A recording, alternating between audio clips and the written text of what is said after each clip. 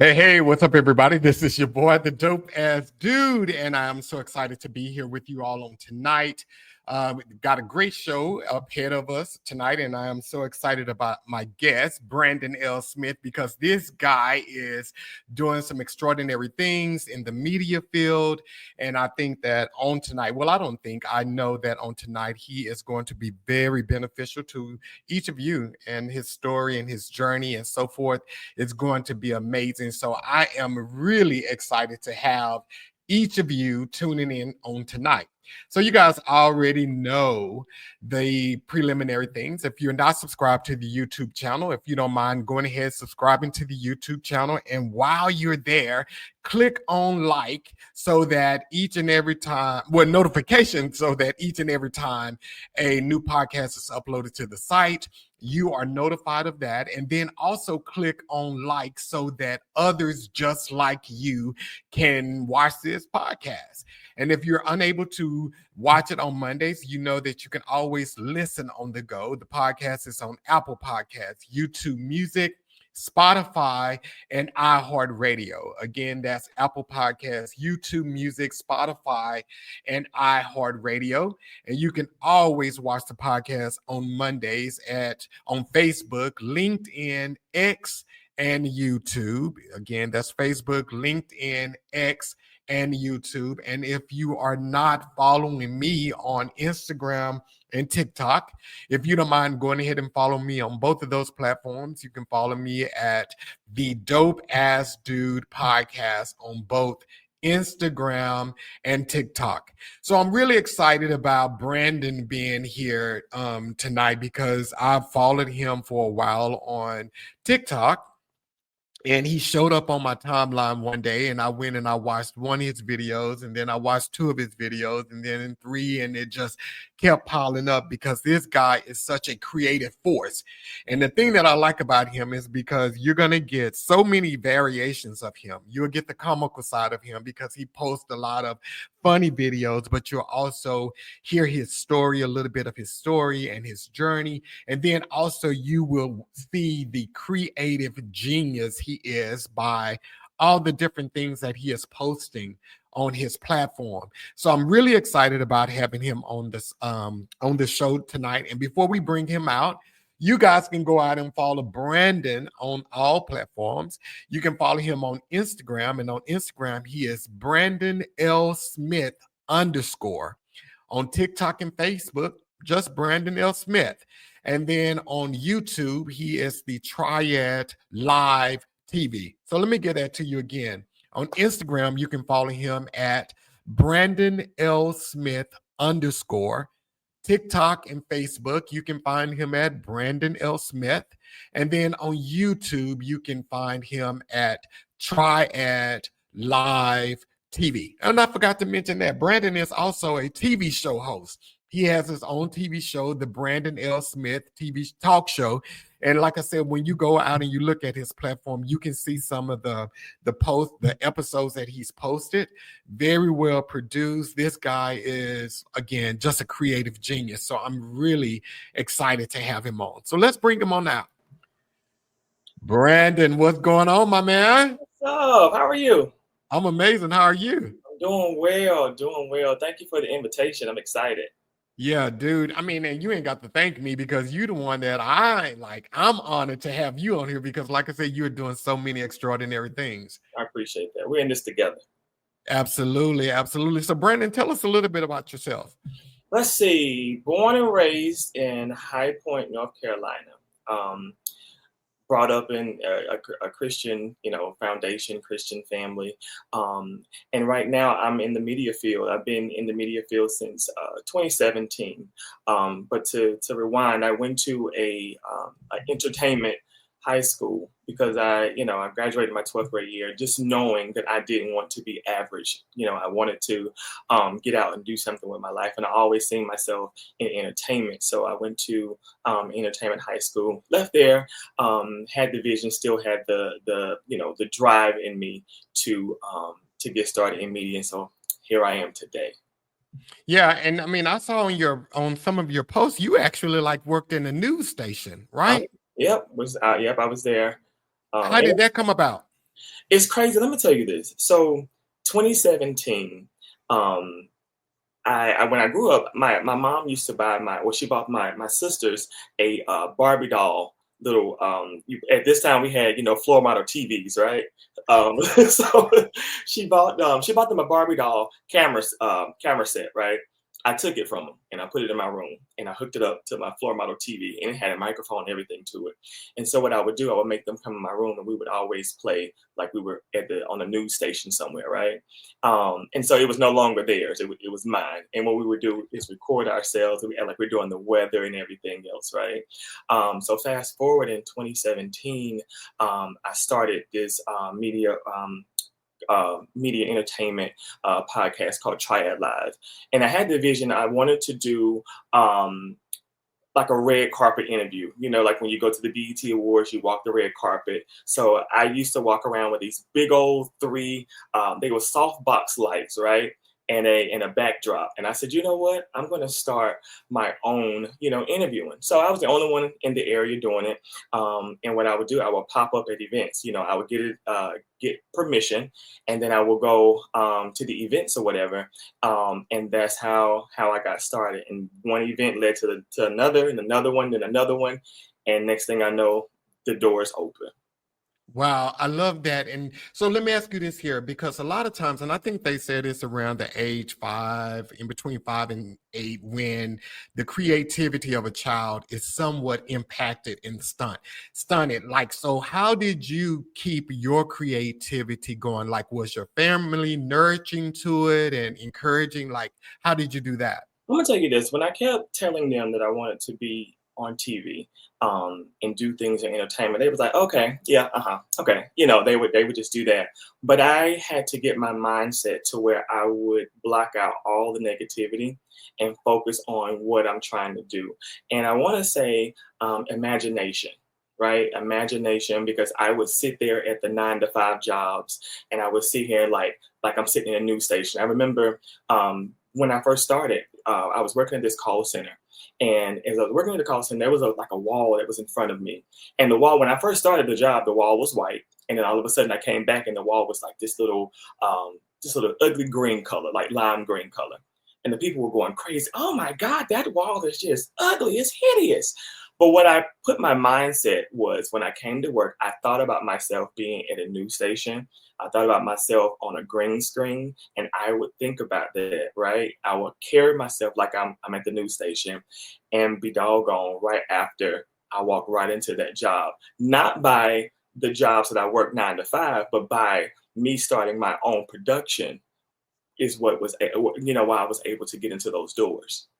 Wow. Yeah, I mean, that is, I don't think families sometimes understand the power that they hold over Absolutely. us and the impression that they hold. I think a lot of times they may think as though they are protecting us or keeping us from I guess their own failures, Right.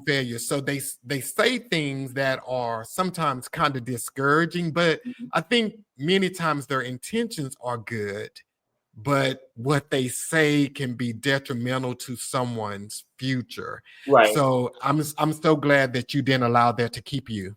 Yeah, because one thing about family is you have those generational curses, right? And you have things that's over the family. And even though you have your aunties, you have your uncles who had visions of their own to do, but they didn't do it because of X, Y, Z, and they think the same thing. Well, since their vision wasn't fulfilled or their dreams wasn't fulfilled, that it's going to be the same thing with you. And I made sure, like, I did not want that, to be me. I wanted to make sure that I achieve, and when I leave this world, I want to at least say that I did try. Even if it didn't succeed, I want to say that I did try. Yeah. And I think too, a lot of times when you're a creative person like yourself, and I mean, I consider myself pretty creative as well, we have to learn how to pivot a lot. Right. You try something and it doesn't mean that you fail at it, but it just means that once you get to this place that maybe it's not working the way that you think it should work, you start trying different things. Mm-hmm. And Mm-hmm. that's where the evolution of us happen. The Absolutely. evolution of us coming. We'll see, okay, well, I started doing this here and now I'm doing this here, but in between I did this here. And we can see how everything was just a step into greater. So you have to be able to pivot in life. And if you can't pivot, yeah. You want to know how many times I've quit in my head? Yeah. I did it, you know, and I tried to walk away from it and still go work the 9 to 5. You know, my background is finance and accounting. I'm still trying to do the finance work.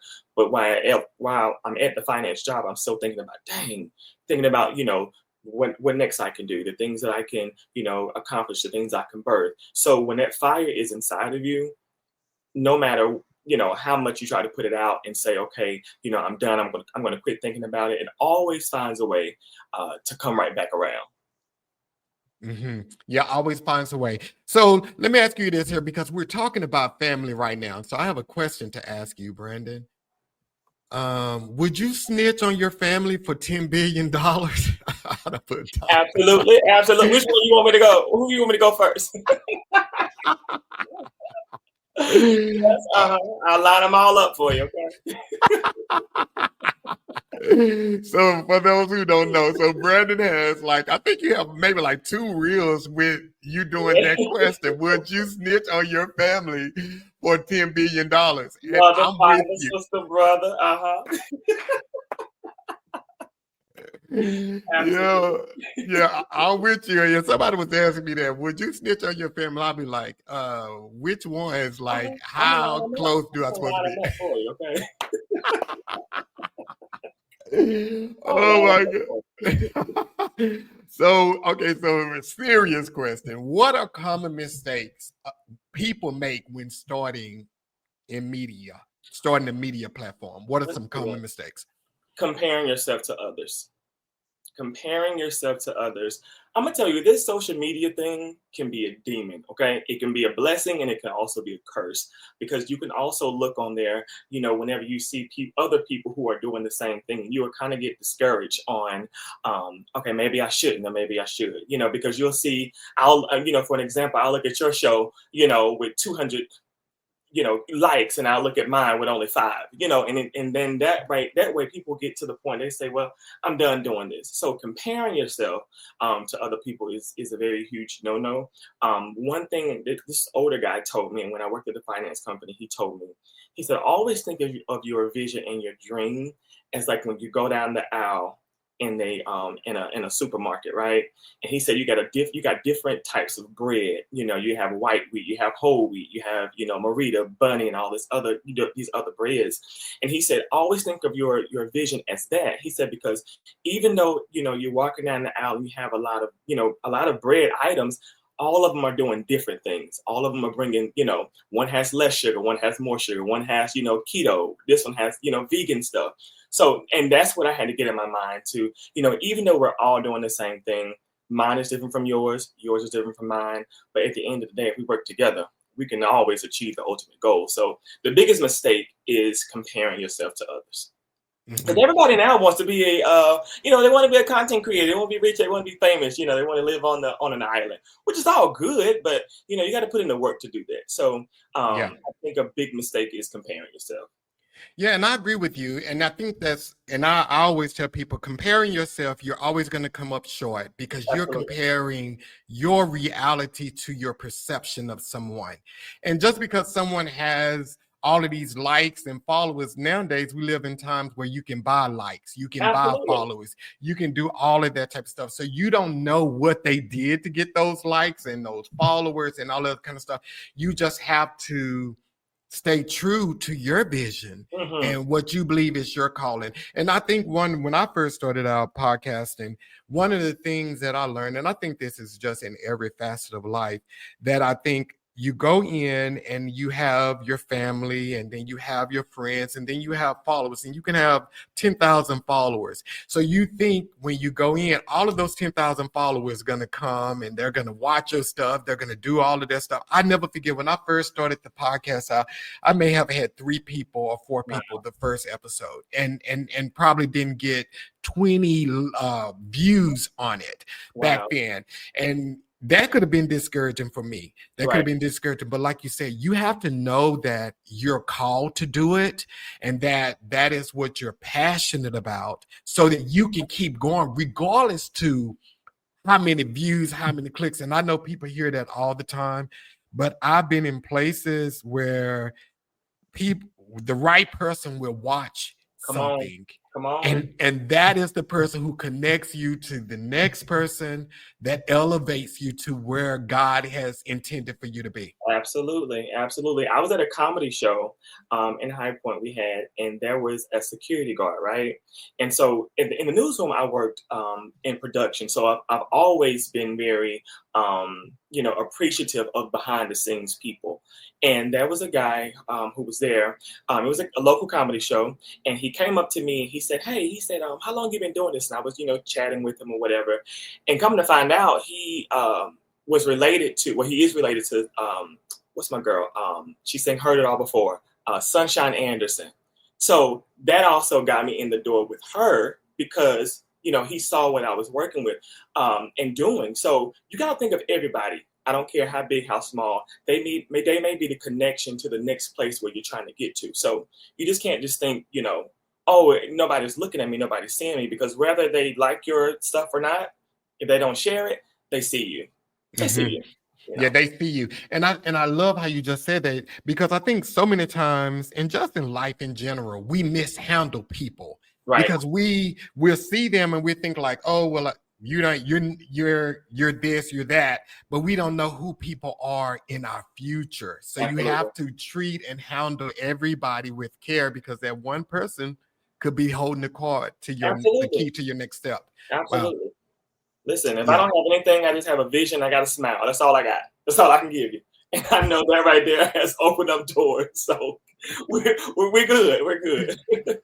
Okay, so I saw that okay, so let's go down your evolution here. So did you start out in radio? Because I know you had the Godly Gossip show. Mm-hmm. Yeah. Was that your first? No. I had a radio show. Matter of fact, I launched right in the middle of COVID. When the world was shut down for COVID, was my very first show. Okay. I'm like, oh my God, nobody's want to listen to me. Now we're dealing with, COVID. And it was a guy who, he was a pastor, and he said, you know what? He said, I think you'll be good for this radio thing. And I'm like, I always want to do radio, but I don't know how to get into it.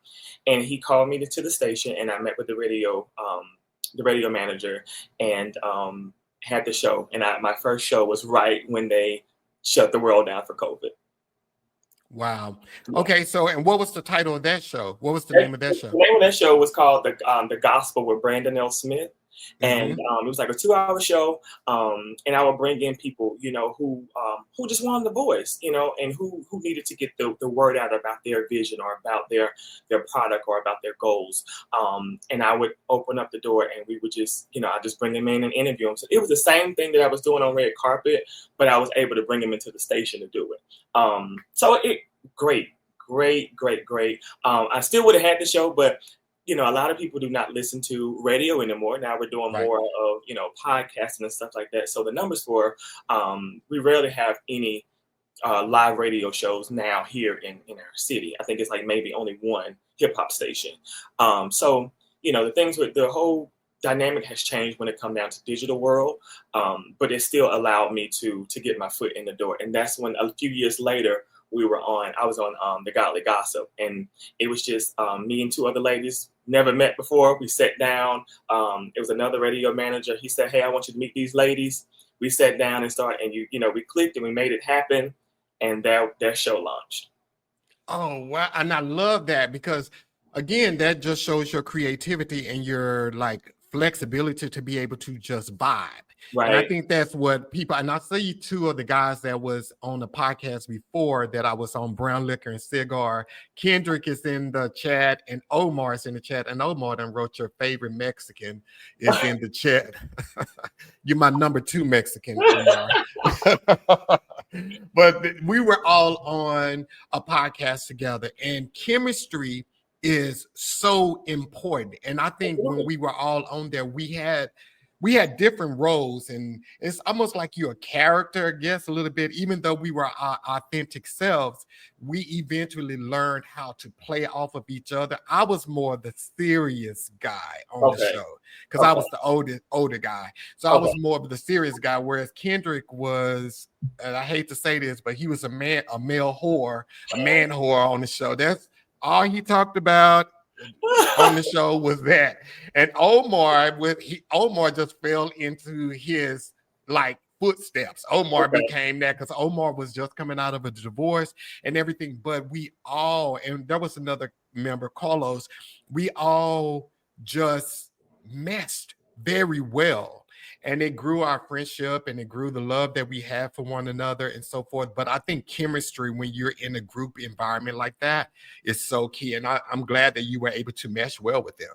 Absolutely. I was, a little nervous because, you have people who you haven't met before. But once you start, sitting down and you getting the vibe of each other, we carried on. And one thing I like celebrity gossip.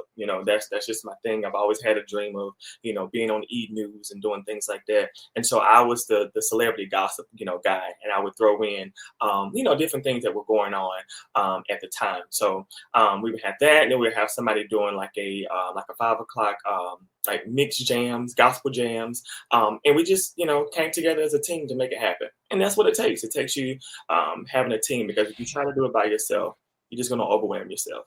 Absolutely. So so the show was called Golly Gossip. Did y'all get any backlash with the name? Absolutely. Yeah, we did. One thing that the radio manager came up with the name, and then I asked him, even when he said something about it, I was like, Golly Gossip. And I was like, okay. So I just made around the narrative of how, you gossip about everything else. Let's gossip about God. And that was just my tagline with that. And that's how we carried it throughout the show. Nice. Okay, so from the Golly Gossip show, where did you evolve to next? So now, and then I started doing my own talk show, and I do it once a year. So we'll be doing it again in September.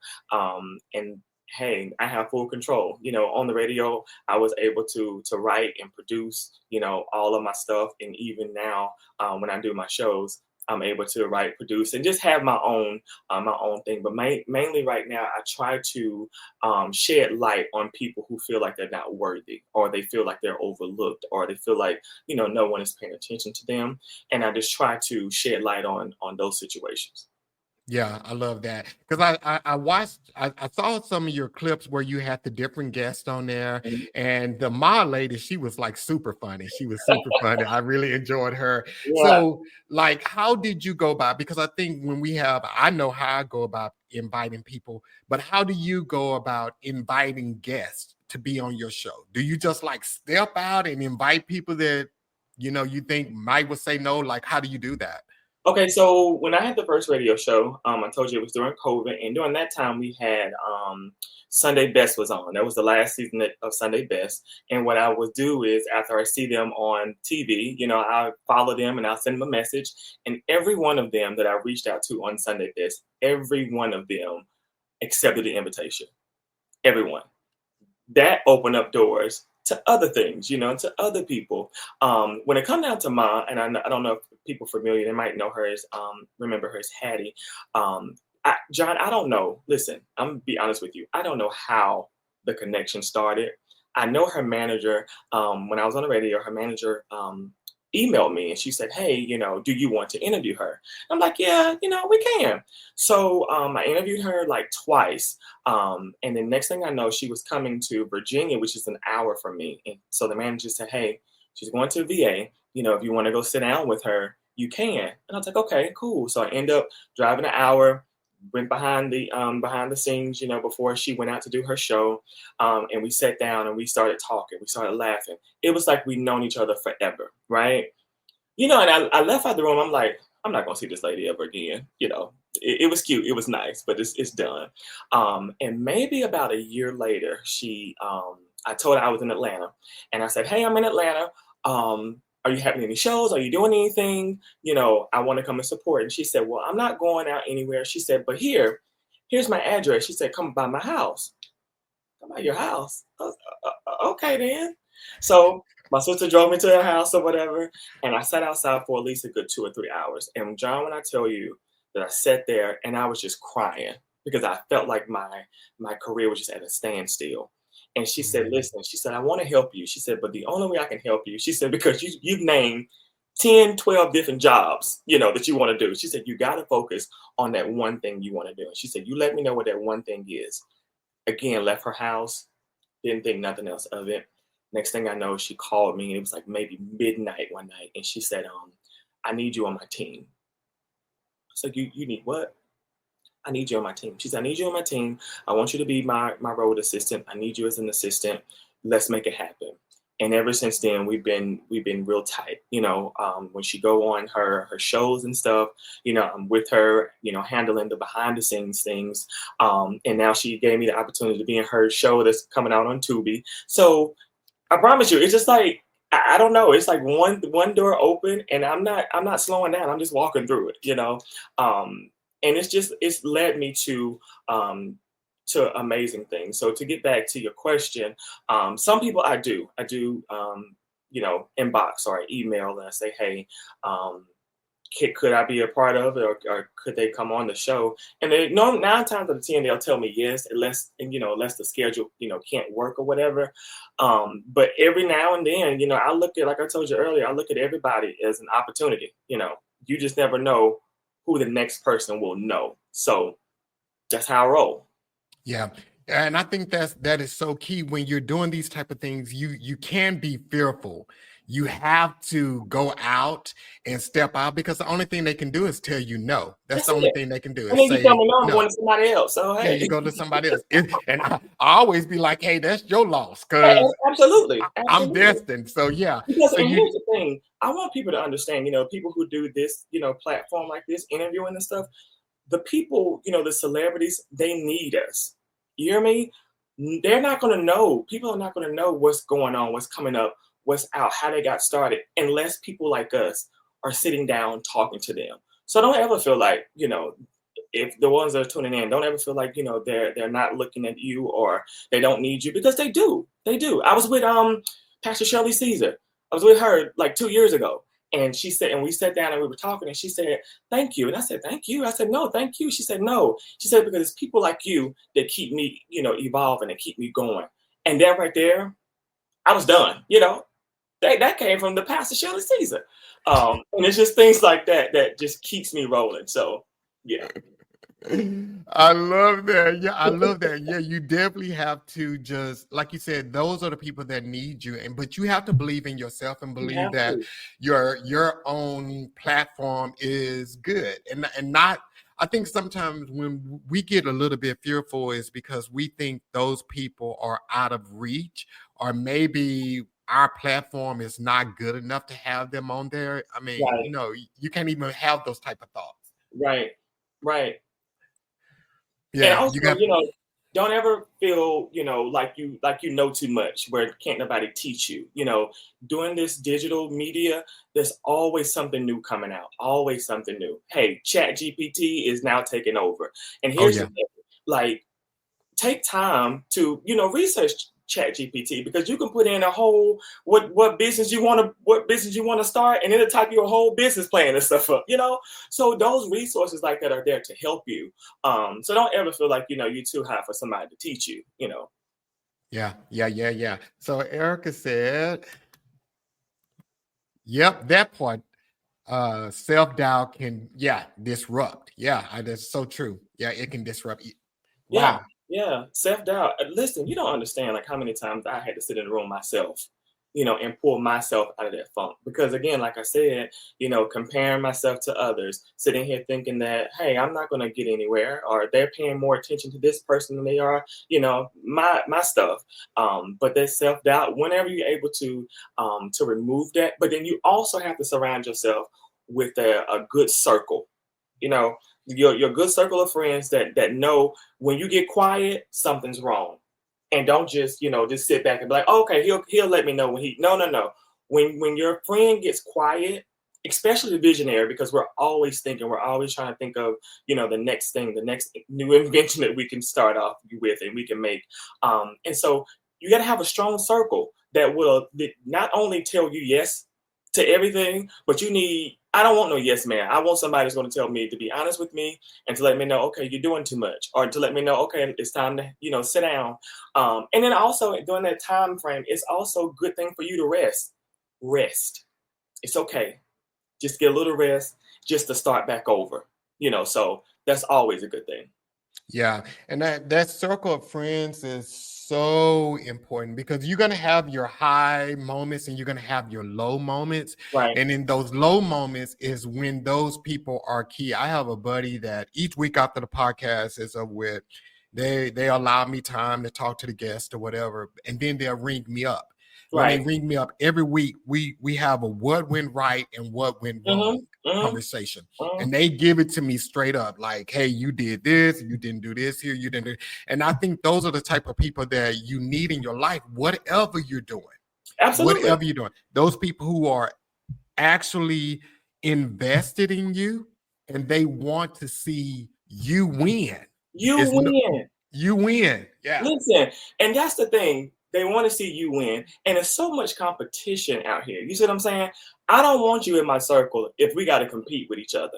And I don't want you in my circle if when I say that God is opening another door, that you look at it as I'm bragging or I'm boasting. I want you in my circle because you're supportive on what I'm doing and the things that's happening. And so you got to also, set that, because sometimes people can be in your corner and you're kind of looking at your side eye a little bit, to be like, what's going on here? So accountability partners, there we go. Yeah. Accountability partner. Yeah. And like you said, your friends can't compete with you. They have to be wholeheartedly invested in you, and they don't always even have to believe in what you're doing. They just need to believe in you and know that you got what it takes to do whatever you want to do. But that is, so many of us, we fall prey to people that they don't want us to go any higher because they're afraid if we go any higher, we're going to like pass them up. So yeah, you have to be careful of who you're talking to.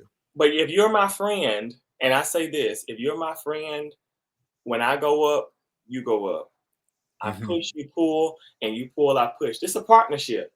You know what I'm saying? I need you, you need me. We got to make this thing work together. And it shouldn't be any kind of competition when it comes down to that. Like I said, if I'm telling you good things that's going on, doors opening for me, it's not me bragging, it's me letting you know, hey, of my accomplishments, because you never know. Like, again, I told you how many times in my head did I quit?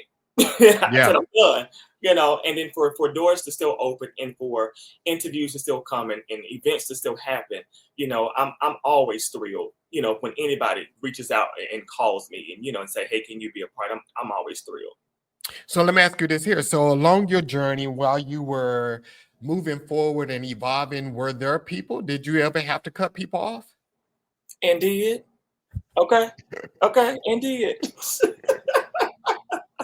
My cameraman, my camera guy, who I first started with, I told him the vision on what I had, and he rode with me for a few years, but then he got a little slack, and I had to, you gotta go, because at the end of the day, this is my baby, your baby. You want to make sure that your baby is well taken care of. You want to make sure your baby is raised well. And if you're leaving in the hands of somebody else, you want to make sure that they are doing what they're supposed to do. And when you start slacking, when you start, doing stuff that I have not seen you do, and now all of a sudden you doing it and it's making me look at you sideways, yeah, you gotta go. You gotta go. And it's so important. Now I love working with friends, but I dislike working with friends. I would rather work with a stranger sometimes better than I will a friend, because a friend sometimes they don't mean any harm, and maybe I'm making excuses for them, but they don't mean any harm. But sometimes they're not as dedicated as you would like them to be to bringing your vision to life. And I get it. It's not their vision, it's your vision. So I get that. But my thing is, don't sign up if you ain't gonna be able to come through, because I'm gonna hold you accountable, because like you said, this is my baby and you signed up for it, you got to do it. That's the one thing. And another thing that that the reason why I really don't like working with too many friends and family is because they don't know how to separate me, when I get into that media zone, I don't care what else is going on around me. We got to focus on this. And I needed for it to look a certain type of way. I needed to run a certain type of way. So I may, tell you, hey, get on your job. But when we get done, when the cameras go off, we can go eat now. We good. So they got to know how to separate that when it come down to work and fun time. Even though I'm enjoying it, but it's also your baby. Like, you want to make sure that you sit here and you're doing the way you envision it to go. And sometimes it's hard for that family or your friends to separate that. Yeah, it's very hard for them to separate. Okay, so this is another thing I would definitely want you to talk about a little bit. Now, this is something that I've learned over life. So there are three different types of people, I guess. So you have creatives. You have some people who are just creative, but they can't bring it to life. Mm-hmm. So you have the creator, and then you have the implementer. There are some people who are gifted with implementing vision. So the creator, they're beneficial to them. But then you have, and this is what I consider myself, I'm both of those. If I can think it, I can do it. I can make it happen. So, like, would you define yourself as a creative and an implementer, or do you think you're a creative that I think I would do both. I think I would say both. And I would say both because I can have the vision. One thing that has really been my saving grace is my notepad and my phone. Okay, whenever it comes to mind, I'm jotting it down in my notepad. Whenever I think about it, I'm jotting it down in my notepad. And so when I get to the point where I'm thinking about it and trying to put it all together, now I have all my notes together, and I'm able to implement all of this stuff, able to make phone calls and able to do this. So I definitely say I'm the visionary, and I implement it as well. Mm-hmm. And I think when you have to, for people who are wanting to start, and this could be starting a business, starting a podcast, starting a church, whatever it is, you have to identify yourself as one of those three. Creator, implementer, or both. One who can do both. Because if you don't do that and you're just a creative, you're going to have all of these ideas that are going to not really manifest because that's not your gift. Absolutely. And then you have to be in tune with who you are. And it doesn't make you less or make a person who can do both greater than you. Is just that you understand your gift and who you are in the cycle. Yeah. And that's what happens. You have to understand what you bring to the table, because if not, you'll just be all over the place. But whenever you know what you bring to the table and how you can sit here and make the dream or the vision, the goal manifest, there we go. And it's okay. Like you said, it's okay to not be, one or the other. But at least try to be one of them, if you can't, if you can't implement it, at least have the vision, to do it. And again, a lot of people are not blessed like that. So, I think sometimes whenever you're blessed with both of them, like, your mind is always on overload. So now I'm thinking about, 6 months from now, I'm thinking about next year. I'm like, okay, what I'm going to do this time, so you're always thinking of ways to, for in the moment, and always looking a way to where you can progress from. Yeah. And, so does that ever become frustrating for you that your mind is constantly creating, and it's like, it's so much stuff you have going on in your mind that you get frustrated because it's like, dang, I haven't finished this one here and I'm on to the next. Like, so what do you think about that? That's what a lot of people say, whenever I tell them, okay, I'm getting ready to do this. It's like, well, you still got to do, A, B, C, and D. I'm like, listen, just know I'm going to get it done either way or the other. But again, like I told you, rest. Try to rest. And it's very hard to do, especially when your mind is on overload. But I found myself going to our local lake here, and just sitting by the lake and just letting my mind just be at ease, because sometimes it can be overwhelming because you're thinking about so much and you're trying to do a lot of things at one time, and it just becomes real stressful to you. So you got to find a boundary when it comes down to that. So one thing I've learned to do, like I said, rest, and I've learned to put stuff in my notepad or either write on a piece of paper, so that way I kind of have directions on where I'm going next. 9 times out of 10, it may not go that way, but at least, I got a foundation of where I'm going.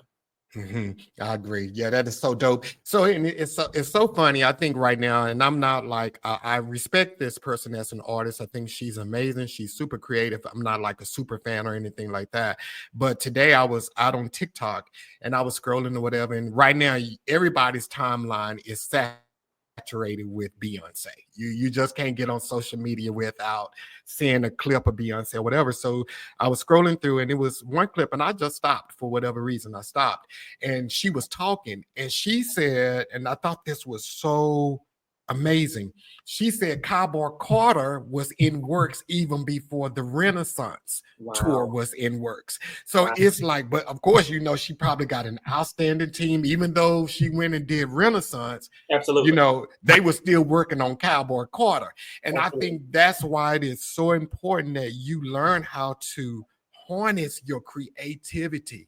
And just because you may work out of order, you may do one thing like she did. She was already working on Cowboy Carter. She stopped, did Renaissance, and now she's back to, because it's all timing. And Yeah. that's something that you have to be Yeah. sensitive to when you introduce your dreams to the world, because everything, just because you start working on it first don't mean it should birth first. Absolutely. And one thing that I noticed that she did, and I absolutely love her for this, even though she's Beyonce, like, well, the world's famous celebrity at this point, she still found a way to bring Michelle and Kelly Yeah. to what she has going on. So even though, it's about being, it's a Beyonce's tour, it's Beyonce, she's the artist, she still found a way to open up doors for the people who grew up with her, who helped her get to where she is. And that's one thing that I found that was really great, because a lot of people get to where they're going and then they just stop messing with their day ones. Yeah. But for her to allow that platform for them, I thought was so amazing. Yeah, I thought that was pretty dope too. And that just goes, I mean, Erica made a comment earlier about the podcast that I was on before. And she was like, y'all podcast was a little before its time. You should rebirth it now.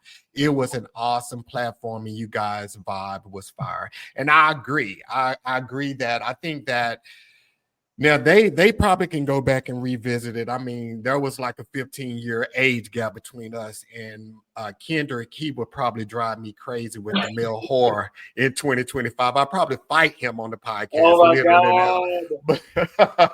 But yeah, I think that is worth like rebooting, because again, everything is a part of the plan, though. Everything is a part of the plan, because when I left that podcast, I didn't know that I was going to do the Dope Ass Dude. I was just like, hey guys, you guys go ahead and do it. I'm going to back out. I'm going to buy out. Y'all can continue to do it. They chose not to continue doing it because they was like, well, if we're not all together, there's no need in us doing it. But I would have loved for them to continue to do it. And I would have supported them 100% and all that other kind of stuff. I just felt like at that moment that I had reached a place that like I didn't feel in sync with them anymore, because I'm getting older. Like I said, they're in their 30s and all this other kind of stuff. And I was like, we're not, I didn't feel I gelled with them. Mm-hmm. And when I left that podcast, I was just like, not going to do nothing. And then this whole thing came up. And again, it goes back to pivoting. And it goes back to being able to say, build off your last step and move forward with it. Don't, just because you take a break, you can take breaks. And I think that's what people don't understand when you're creative. You can take as many breaks as you want. You just don't quit. Just don't quit. Just don't quit. Just don't quit. Use those breaks as a refuel or reboosting yourself. Like you see the what's that, NASCAR? They'll sit on the side, and go to the pit stop or whatever. They'll fill up with gas or change the tires and stuff. Use that for that. Your pit stop, but just don't quit. Because there's somebody in the world that needs your gift. There's somebody out there wishing that they were doing or reading or seeing what you're doing. So whatever you do, just don't quit. Yeah, you can't quit. I mean, especially you can't quit when like when you know, and like I said, this it could be anything. And I tell people this here, like some things we know that we're called to do. Hmm. You know that you're called to do. It could be starting a business, it could be teaching, it could be whatever it is. When you know that you're called to do it, you never can settle. You never can rest. Well, now you can take, like I said, take a mental break, regroup, and all this other kind of stuff. But once you're called to do it, that's always there. There's always going to be that longing, and that it seems like it's a void because you're not doing what Absolutely. you do effortless. Great. Absolutely. Yeah. Absolutely. It will all, and that's when when you know your calling. And I think that that is a great gift given by God is having a calling because a lot of people don't know what they're supposed to be doing. A lot of people they're just walking around just be like, "Oh, okay, and I'm talking about, 40, 50, 60 years old, just being, okay with just life. And that's what I refuse to do. I refuse to, Yeah. I want everything. And when it's happening, because it's like whenever I would get a microphone in my hand, it just felt like it was just fire. It was like, okay, showtime, let's go. And even though, I'm always nervous when I do it, but I know that that's what I'm supposed to do. And I'm just grateful for the opportunities. Mhm. Yeah. So, Brandon, in your time, like since you like when you were doing some of the red carpet commentaries, you interviewed some big name folks. Like, was that the have and have not cast Yeah. that you interviewed? How did that happen? Yeah, it was they was having an entertainment conference like an hour and a half. And John, I'm telling you, I don't know half of the stuff that's going on.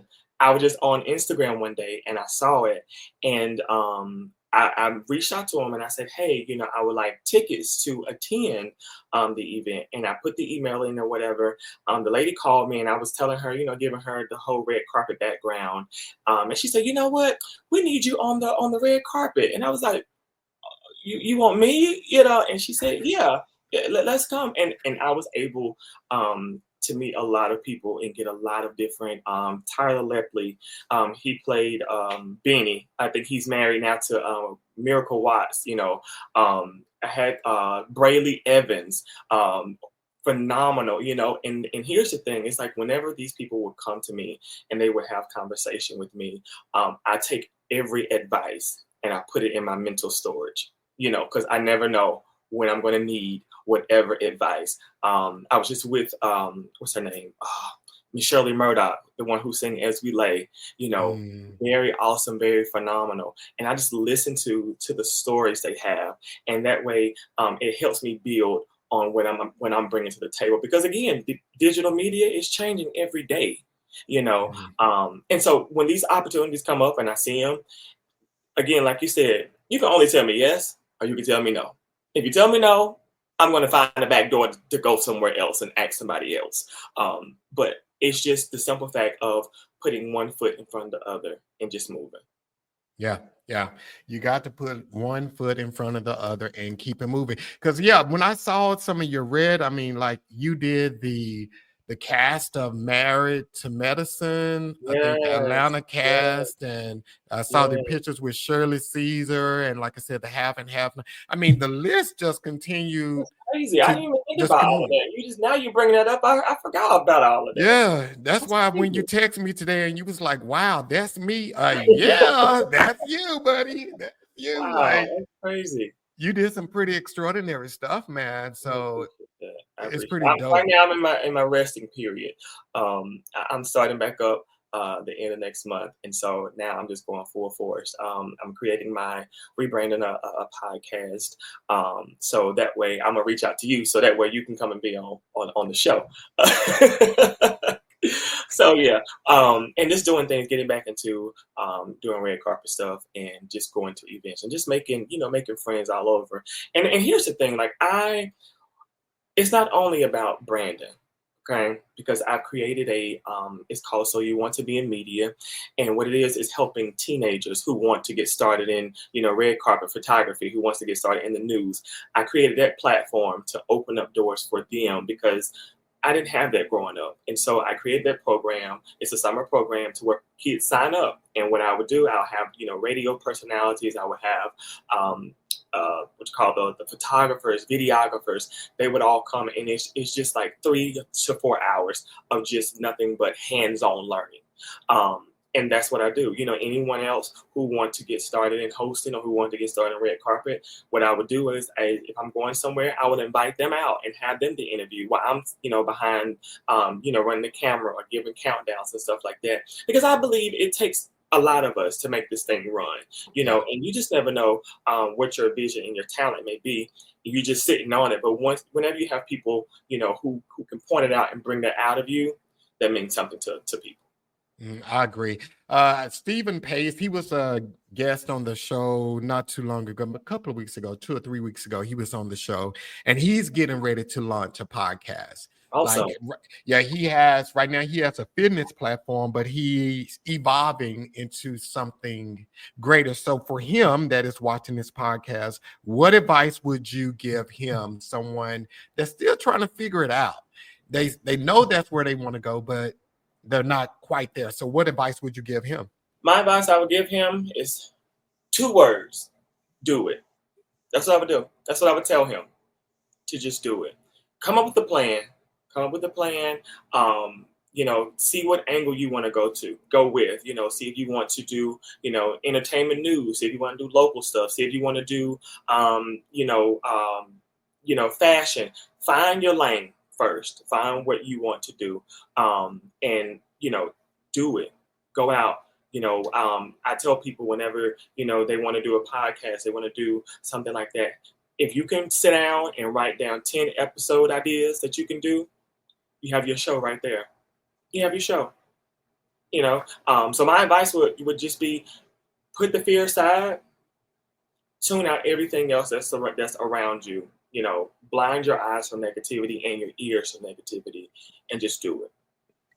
I love that. And I'm gonna expand what Brandon just said to anything that you are doing. Put the fear, block the fear, put your blinders on, and get focused on what you want to do. I mean, Absolutely. Life is too short, and many of us, like for me, I always tell people I have more years behind me than I do ahead of me. So every day, every year, I want to make it count. So I live like this unapologetic life right now. So I'm not worried about what people think, what they say, because I want to be able to, when my life expires here on earth, I want to be able to leave something that people, an impact on the world, somebody's life. I want to live forever through my deeds and my actions and so forth. So I tell people all the time, whatever it is you want to do, try it. The only failure is not trying it. If you work, a lot of people are nervous because they're like, well, what if this happened? What if that happened? But what if it happens to where it works in your favor? Yep. What if it happens now? You're on the at the BET Awards. You're on E! News. Doing things like this. What if that happens? And again, I got my TV job not by my actual 9-to-5 job, but I got it by what I started. That's how I got into it, because it was what I started. I listed on my resume. And when I talked to my manager, I said, listen, I'm freelance, but this is what I'm doing, A, B, C, D, E, F, G. He said, you're already doing the job. And then I went to school for broadcasting. And so with the broadcasting degree and also, doing my own freelance, that's what got me in the door. Nice. Wow. Nobody didn't do it for me. No, nobody, God opened the door, but other than that, it was the work that God had given me to do is what got me in. Wow. And I see Victoria just jumped in the comments. Hey, Victoria, she just graduated with her second master's, and she graduated from Dr. Dre's media school at University of Southern California. She just graduated back in May, and she's my niece, so that's how I know all of this stuff. But yeah, Victoria.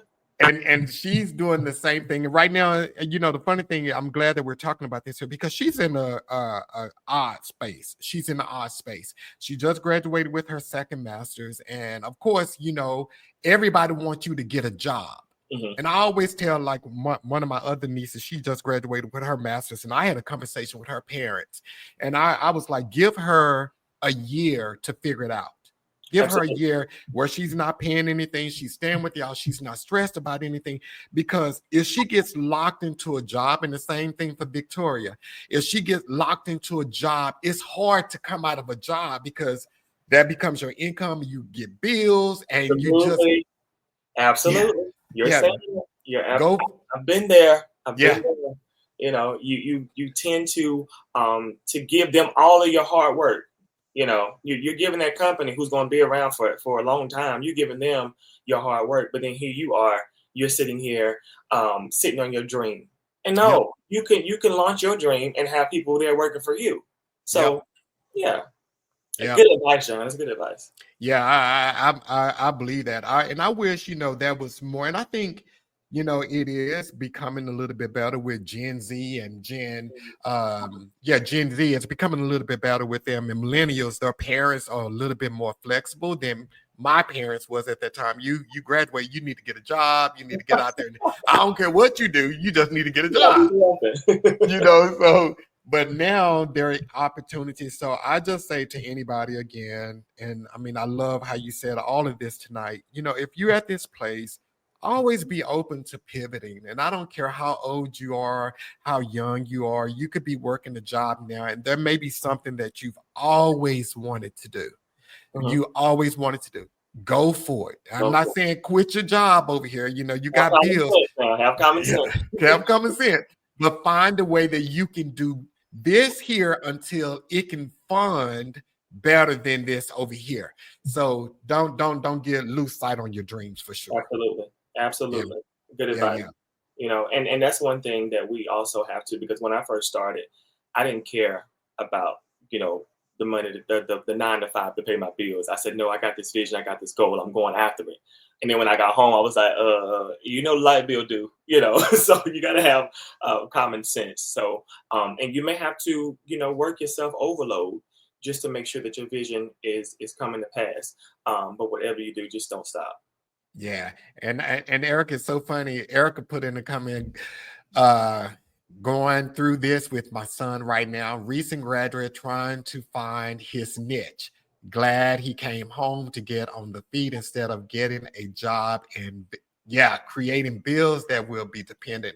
Yeah, Yes, yeah, yes.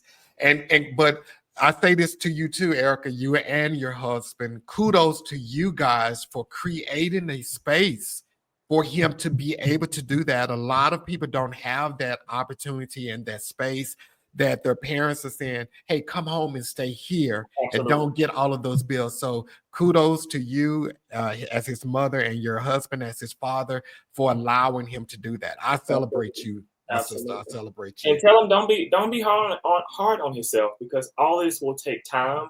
But he just have to know what he enjoys doing. You know, if it's something in the digital world, we have a lot of digital things going on now. You have, you know, sports podcasting, you have you know, YouTube channels, you have a lot of things, and he just has to find out, you know, what it will make him happy.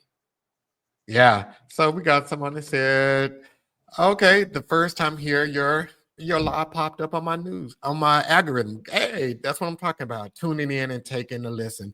Thank you so much, All Star. Appreciate you. So Absolutely. so for the past this whole season, this is season 10 of the podcast. I have one more episode, then I'm gonna be taking a break for about a month and a half, and then I'll come back with season 11. But what I've been trying to do every episode, Brent, I've been trying to give some money away, right? Okay. So they never get the answers right. So I'm gonna Uh-oh. give them some pretty easy questions. It's 3 answers. So if you've been watching the podcast, the last 8 episodes, you know these answers. So, and let me type these in. So the first question is going to be, and it's threefold. So put all 3 answers in the podcast at the same, I mean, in your response at the same time. So the first one is, what did Kasal say he works? What field is he in? What field is he in? And to give you guys a hint, I said that cheaters can use that job as a mean to cheat. So I just told y'all what that was.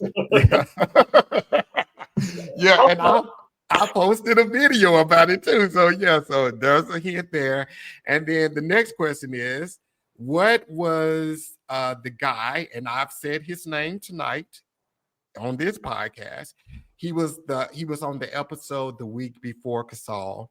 And I just said his name on tonight. So what was his name? And you don't have to get his last name, just his first name is fine. And then the last question is, what was Casal's YouTube channel named? What was it named? And I'm gonna give you guys a little bit of time. Well, actually, I'm gonna put 30 seconds on this clock, and we're gonna let y'all do it. And if you get this answer, I'm gonna Zelle you $200 tonight. So let me see here. Let me find the timer.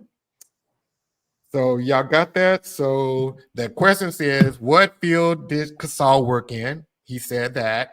The next thing is, what was the guest's name?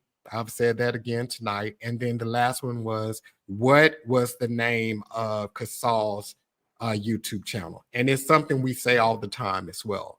So you should be able to get that. Okay, so 30 seconds on the clock now. So if y'all get it in 30 seconds, put it in the chat and I will Zelle you this money. If not, I'm going to lunch. I am going to lunch. So again, what field was Casal in? What was the guest's name that was here before Casal? And exactly the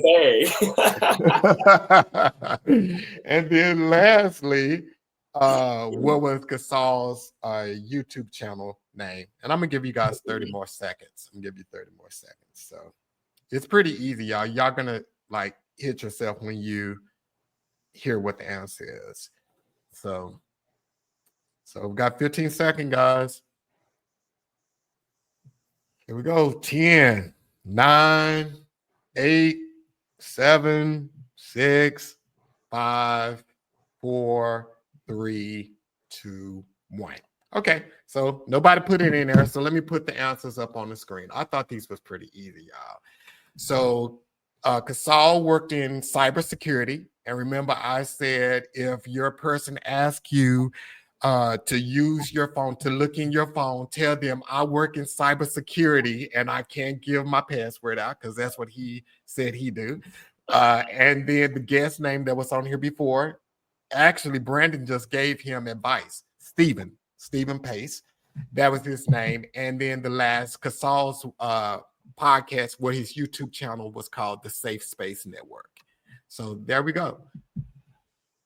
Oh, and Eric said, and I watched with, yeah. So there you go. So, okay.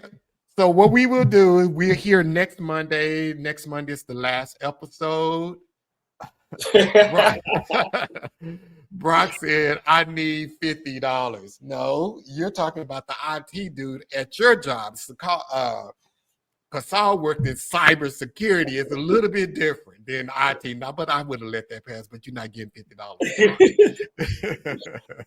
So, but we will be back next week for the season finale of the podcast, guys. And I'm really excited about it. Got some gear that we're going to give away. Actually, one of the Steven shirts, one of Casal shirts, and we're going to have a couple of other things that we're going to be giving away on next week. And then, so see you guys next Monday, 7 p.m. Central Standard Time. And Brandon, I am so honored that you came on the show, man. Thank you for the invitation. I really appreciate it. Yeah, this has been amazing. Like I told you when I initially hit you up, we connected forever. This Absolutely. Is bigger than both you and I. So yes, sir, we connected forever, man. Absolutely. All right, guys, we will see you all next Monday. Peace out. Brandon.